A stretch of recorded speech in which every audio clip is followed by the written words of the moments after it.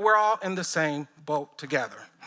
In fact, there's clear biological evidence that indicates that regardless of race or ethnicity, we're 99.6% the same.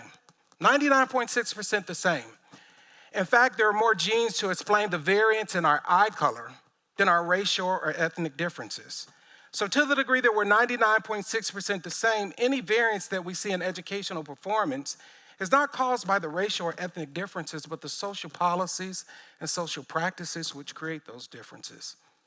But yet today we're still able to identify by race and ethnicity who's more likely to graduate, who's less likely to be gifted and talented, who's more likely to be in special education.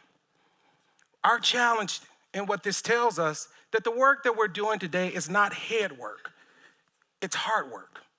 It's about closing the opportunity gaps. And that's something that we have to acknowledge.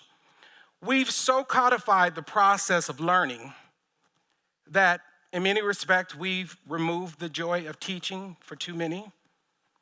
And we also have made it virtually impossible to achieve the core result, learning.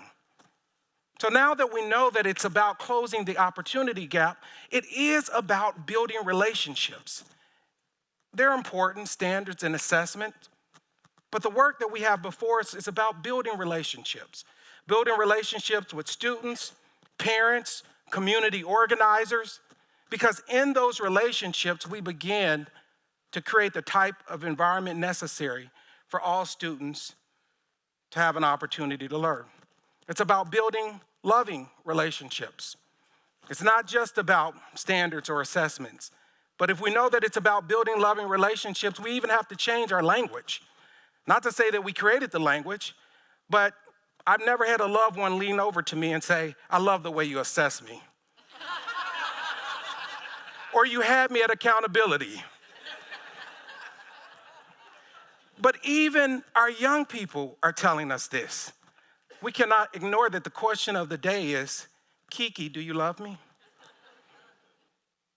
Or on a more serious note, they're asking, do our lives matter? Do our lives matter? You know, a colleague and friend, Gail Christopher, summed it up this way. Racism is nothing more than institutionalized lovelessness. Because you wouldn't starve those who you love. You wouldn't leave those that you love without clothes. So at the Schott Foundation, for us, it became very important that since there have been so many standards and assessment critiquing students, teachers, parents, let's assess whether or not cities are providing the types of loving ecosystems where all students can have a fair and substantive opportunity to learn. You know, and the data's clear. I'm sorry, as many arguments that we've had about what's happening in the school, around the school, the data of Sean Reardon from Stanford University, he looked at 13,000 school districts across the country. And regardless of race or ethnicity, the number one factor in whether or not a student performed high was parental income, the ecosystem that the student exists in. So while we fight pro-labor, anti-labor, at times when we've had discussions around education vouchers, what this seems to indicate, we should have had discussions around housing vouchers, affordable housing. As much as we like to believe that we can solve it all, it takes building loving systems. And this is not a kumbaya moment where we just need to spread love across the room. Because love is actually an action word. You know, it's easy to critique and assess. It's much more difficult to love. And even more difficult to love someone that's difficult to love. Someone who the very fact of loving them takes a year off of your life. And if you don't know anybody like that, you might be that person. But it's about building loving systems. And what do we mean? Not accountability, not just assessment, but does this system care? Do you provide the types of support to healthy, nurturing environment? Having access to health insurance is an education issue. Accessing healthy food, like kind snack bars, is an education issue. Sure, Daniel will appreciate that. Stability. Parents making a livable wage is an educational issue. Transportation, affordable housing. So the fight for 15 is an education issue. Commitment. Supports to, is this city, the district, committed to ensuring that all students have an opportunity to learn? Or when they go a little south or off track, will we just push them out? Or will we think through alternatives to suspensions, like restorative justice? Will we put that actually in place to ensure that we give all students an opportunity to learn? Because if we tell the truth, throughout all of our lives, we've been on track and off track. And we can think about a father, brother, sister, pastor, whomever that brought us back on track. Some of us are still off track, we just have more resources to cover it up. But are we committed to young people? And then do we have the capacity and whether or not the state or city is investing the resources necessary for all students to have an opportunity to learn? You know, the only people that I've ever heard say resources don't matter are those who actually have the resources. Resources matter, and it matters in such a way that we need to give all students the resources that are necessary. You know, my grandmother never knew Sean Reardon at Stanford or his research, but the way she explained it to me is if you ever walk past a river and you see a duck laughing and a fish barking, don't ask what's wrong with the duck or the fish, ask what's wrong with the river. We've got to assess our systems. Are we creating the type of healthy living and healthy learning environments so that all students can have an opportunity to learn?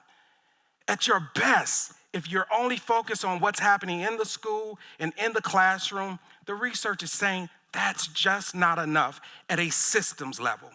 You can do it at a school level, but at a system, district, or above, we've got to ensure that we're providing healthy living and learning opportunities. And there's no other better platform to do this than our public education system. It's the only mandatory network of systems in our country. And let's be clear, there's a narrative out here today that says our public education system is a failure. That could be no further from the truth. Our public education system yesterday, today, and tomorrow has educated over 85% of the students in this country. And we, in every sector, we can point to examples of success, whether it's legislators, pastors, fathers, mothers, every sector, doctors, entrepreneurs, people who are part of our public education system who are successful. In fact, it was our public educational system in Georgia that was able to take a young man who would later change and worked to change the landscape of our civil rights laws and policies. Dr. Martin Luther King, a public school grad from Booker T. Washington. It was our public educational system that created Dolores Huerta, who started the Farm Workers Association with Cesar Chavez, a graduate of Stockton High School, a public education grad. Matt Damon, Cambridge Region Latin, a public school grad. Magic and Cookie Johnson, public school grads. Michael Ealy, a public school grad. Yes, he's so cute. Danny Glover, a public school grad. Cynthia Nixon, public school grad. Donald Trump, not a public school grad.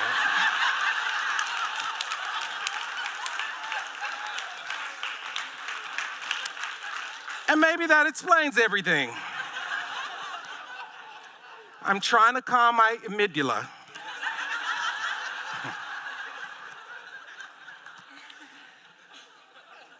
The issue here is that our public school system has been very successful.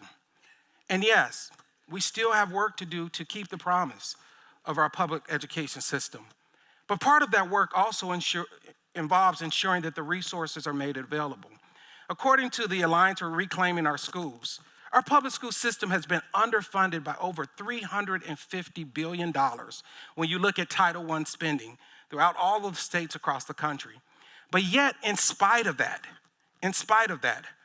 our public education system is the vehicle for the pursuit of happiness for so many of our students, so many of our young people. It has been successful in spite of being under-resourced. In spite of under-resourcing our public school system in the state of Georgia, a young girl, the daughter of two Methodist ministers who grew up in Gulfport, Mississippi, and in Georgia, was able to go from there and to become the first African-American female gubernatorial candidate of a major party, Stacey Abrams, public school grad, Avondale High School.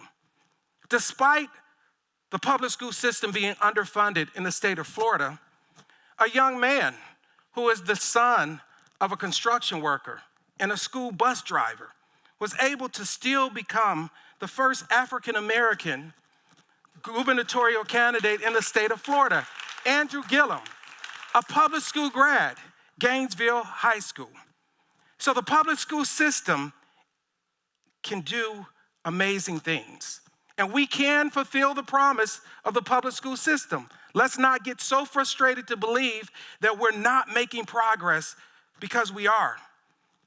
But there's something that we still have to do that a young boy had to teach his father. The only thing that's keeping us from where we are to where we want to go.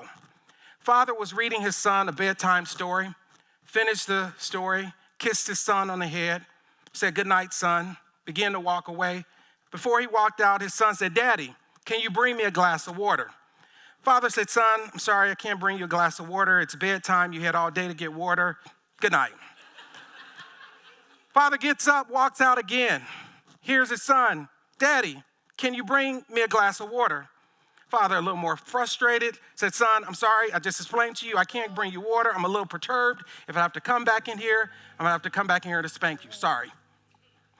Father walks out and begins to close the door. And he hears his son.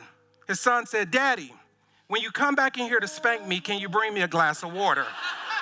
It's going to take a level of persistence if we are serious about securing the promise of the public education system, because we have everything that we need.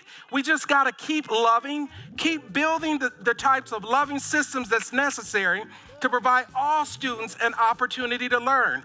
And it's only in building those loving systems will they have the type of pursuit of happiness that they are guaranteed, that they should be guaranteed. So we're doing a great job. And I know we've been through a number of journeys, a number of battles. But at the same time, I want to leave you with the words of Robert Frost. "The forest is dark, lovely, and deep, but we've got promises to keep. So many miles before we sleep, many miles before we sleep." Thank you. There's nothing wrong